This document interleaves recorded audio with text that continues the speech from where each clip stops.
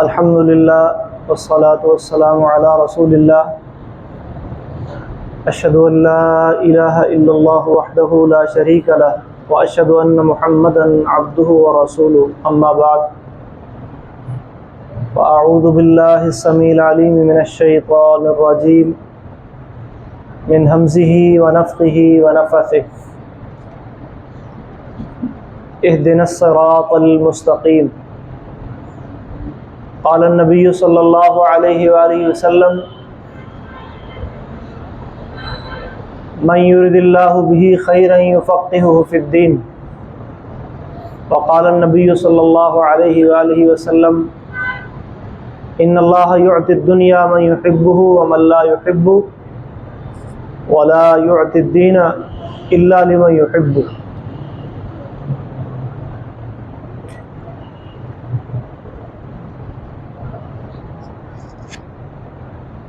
صراط مستقیم اللہ رب العالمین کا بھیجا ہوا وہ پیغام ہدایت ہے جو نبی آخر الزماں جناب محمد رسول اللہ صلی اللہ علیہ وآلہ وسلم کے ذریعے ہم تک پہنچا، اور یہ وہ راستہ ہے کہ جس راستے پر تمام انبیاء چلے، انعم اللہ علیہم من النبیین والصدیقین والشہداء والصالحین۔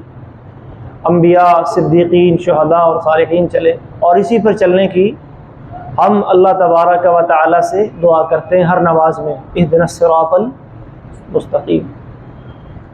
ہدایت کتنی اہم چیز ہے ایک مسلمان کی زندگی میں کہ اسے نماز کے اندر ایک سوال کے طور پر لازمی جز قرار دے دیا گیا کہ آپ نے ہر نماز میں اللہ سے یہ مانگنا ہے۔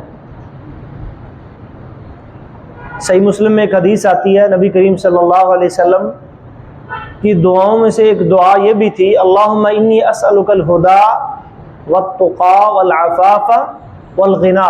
یعنی چار چیزوں کا سوال نبی علیہ السلام اللہ سے کرتے تھے۔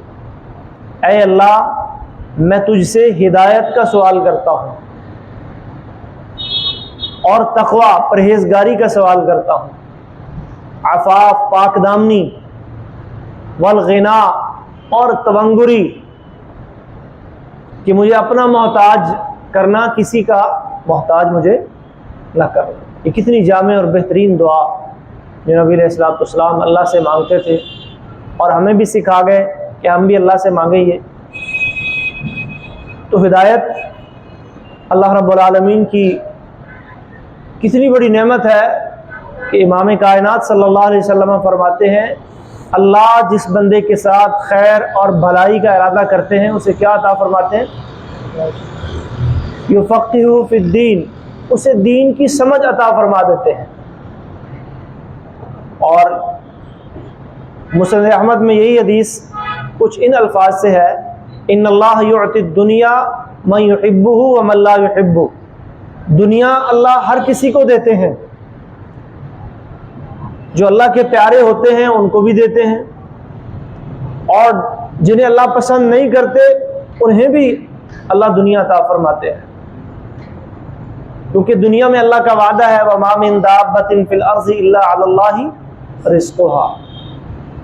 ابراہیم علیہ السلام نے جب بیت اللہ کی تعمیر کی تو وہاں کچھ دعائیں مانگی، تو ان دعاؤں میں سے ایک دعا یہ بھی تھی، رب اجعل هذا بلدا آمنا وارزق اہلہ من الثمرات من آمن منہم باللہ والیوم الآخر۔ اے اللہ، اس شہر کو امن کا گہوارہ بنا دے، اور یہاں کے رہنے والوں کو پھلوں کا رزق عطا فرما دے، لیکن یہ رزق صرف ان کو دینا من آمن منہم باللہ والیوم الآخر، جو اللہ اور آخرت کے دن پر ایمان لائیں گے۔ اب یہاں پر ابراہیم علیہ السلام نے بیت اللہ کی تعمیر کے موقع پہ جتنی دعائیں مانگی تھی نا، وہ ساری دعائیں قبول ہوئی ہیں۔ وَأَرِنَا مَنَاسِكَنَا تُبْ عَلَيْنَا تَقَبَّلْ مِنَّا وَاجْعَلْنَا مُسْلِمِينَ وَابْعَثْ فِيهِمْ رَسُولًا مِّنْ أَنفُسِهِمْ۔ نبی علیہ السلام فرماتے ہیں انا دعوت ابی ابراہیم، میں اپنے باپ ابراہیم کی دعا ہوں جو انہوں نے بیت اللہ کی تعمیر کے موقع پر میرے لیے مانگی تھی، وہ دعا بھی قبول ہوئی۔ وبشرا عیسیٰ، میں اپنے سے پیش رو جو میرے نبی تھے عیسیٰ علیہ السلام، ان کی بشارت ہوں جو انہوں نے اپنی قوم کو دی تھی۔ سورہ صف میں بھی اللہ نے اس کا ذکر کیا، وبشرا برسول یأتی من بعد اسمہ احمد، میرے بعد ایک رسول آنے والا ہے جس کا نام احمد ہے۔ ورؤیا امی، میں اپنی ماں کا خواب ہوں، آپ کی والدہ نے خواب دیکھا، جب آپ اپنی والدہ کے بطن میں تھے تو آپ کی والدہ نے ایک خواب دیکھا۔ وہ خواب کیا تھا کہ ان کے بطن سے ایک روشنی، ایک نور نکلا ہے جس نے کیسر و کسرا کے، بسرا کے محلات کو روشن کر دیا۔ تو اللہ تعالیٰ نے ابراہیم علیہ السلام کی ساری دعائیں قبول کر لیں، لیکن یہ جو دعا تھی من آمن منہم باللہ والیوم الآخر، کہ اللہ رزق صرف اسی کو دینا جو ایمان لائے، اس کے جواب میں اللہ نے کیا فرمایا؟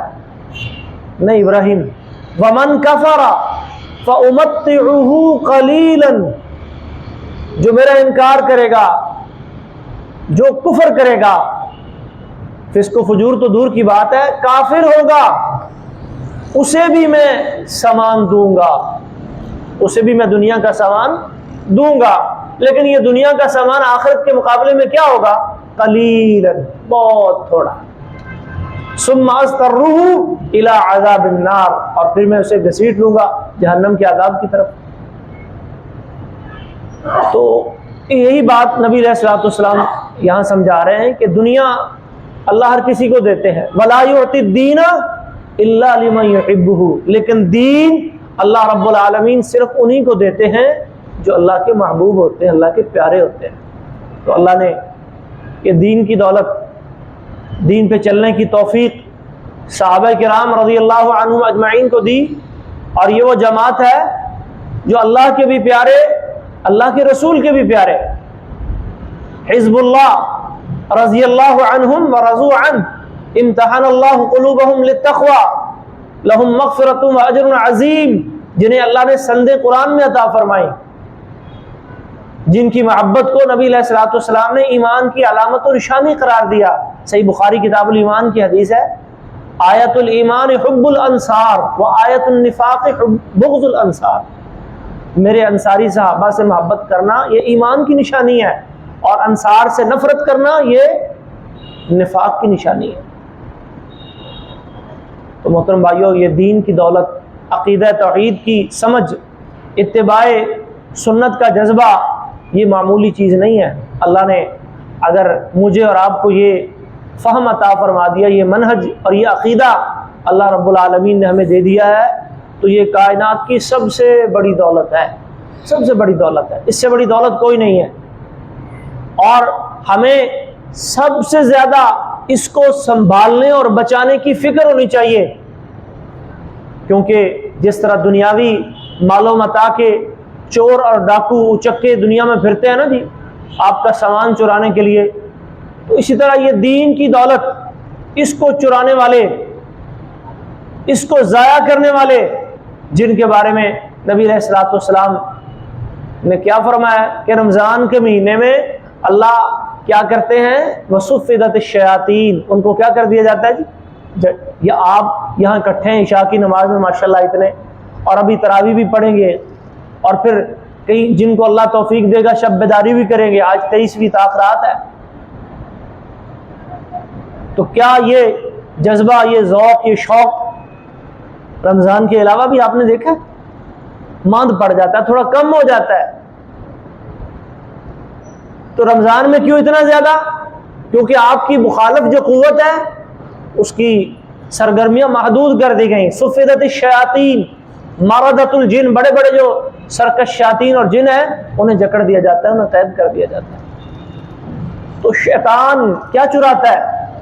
وہ آپ کا پیسہ نہیں چراتا، وہ آپ کی دولت نہیں چراتا، وہ سونا چاندی نہیں چراتا، وہ آپ کے ایمان کا دشمن ہے، وہ ایمان چرانا چاہتا ہے، وہ نیکیاں آپ کی چرانا چاہتا ہے، نیکیاں ضائع کرنا چاہتا ہے، کیونکہ وہ سمجھتا ہے کہ ایک مومن کے پاس سب سے بڑی دولت اگر کوئی ہے تو اس کا ایمان ہے، کیونکہ اسی ایمان پہ فیصلہ ہونا ہے، اسی پہ آپ کی کامیابی کا دار و مدار ہے، اور جب یہ ایمان کی سمجھ آ جاتی ہے اور ایمان کی لذت اور چاشنی بندے کو محسوس ہو جاتی ہے تو پھر انسان اس کو چھوڑنے کے لیے تیار نہیں ہوتا۔ اللہ تبارک و تعالیٰ نے قرآن کے اندر موسیٰ علیہ السلام اور فرعون کا بڑا واقعہ تفصیل سے بیان کیا ہے۔ جادوگر کا ایک واقعہ آیا ہے کہ جادوگر مقابلے میں آگے کس کے؟ حضرت موسیٰ کے۔ موسیٰ نے جب معجزے دکھائے نا، عصا پھینکا، کیا بن گیا؟ ثعبان مبین، بڑا سانپ ازدہا۔ ہاتھ گریبان سے نکالا، کیا بن گیا؟ ید بیضا، چمکتا ہوا۔ فرعون اور اس کے حواری کے، یہ تو جادو ہے، میرے پاس بھی بہت سے اس طرح کے جادوگر ہیں، اور جادوگروں کو اکٹھا کر لیا کہ موسیٰ کا مقابلہ کرنا ہے۔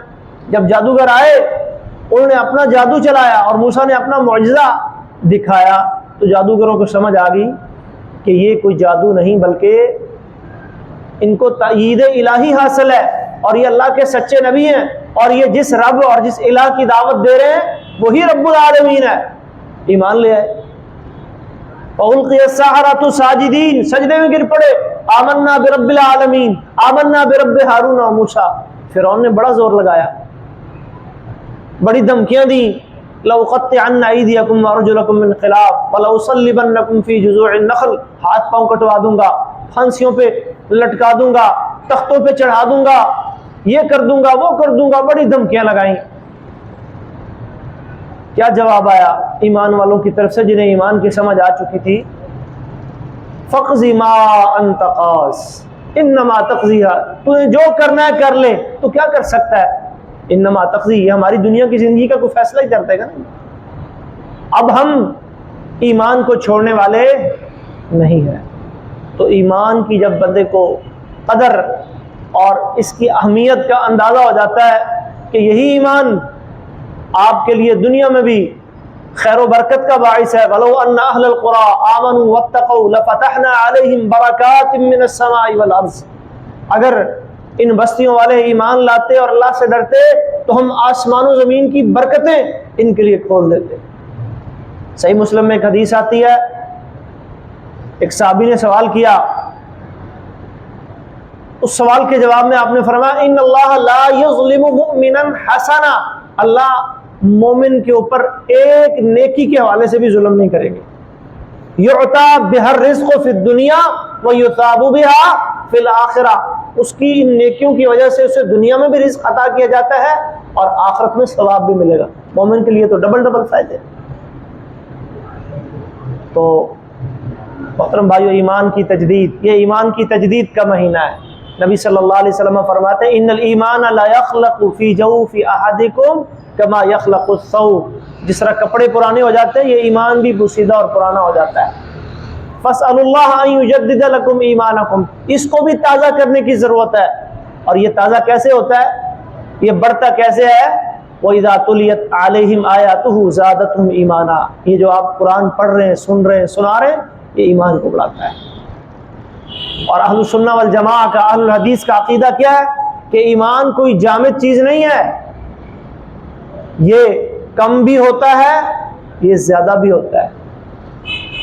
نیکیوں سے، اطاعت والے کاموں سے یہ بڑھے گا، اور اللہ کی معصیت اور نافرمانی والے کاموں سے اس میں کمی آئے گی۔ تو اس کو بڑھانے کی کوشش کرنی چاہیے، اور جو چیزیں ایمان کو کمزور کرتی ہیں، ایمان میں کمی پیدا کرتی ہیں، ان سے اپنے آپ کو بچائیں۔ اللہ رب العالمین ہمیں دین کی صحیح سمجھ، کتاب و سنت کا صحیح فہم عطا فرمائے، اور اسی پہ چلتے ہوئے اللہ رب العالمین کے پاس جائیں۔ وَلَا تَمُوتُنَّ إِلَّا وَأَنْتُمْ مُسْلِمُونَ، موت بھی اس حال میں آئے کہ اللہ کی فرمانبرداری کرنے والے ہوں، اور جب اللہ کے سامنے پہنچیں تو اللہ یوں فرمائے فَادْخُلِي فِي عِبَادِي وَادْخُلِي جنتی، کہ اے اللہ، اے میرے بندے، میرے بندوں میں شامل ہو جا، داخل ہو جا، اور میری جنتوں کا مہمان بن جا۔ وآخر دعوانا ان الحمد للہ رب العالمین۔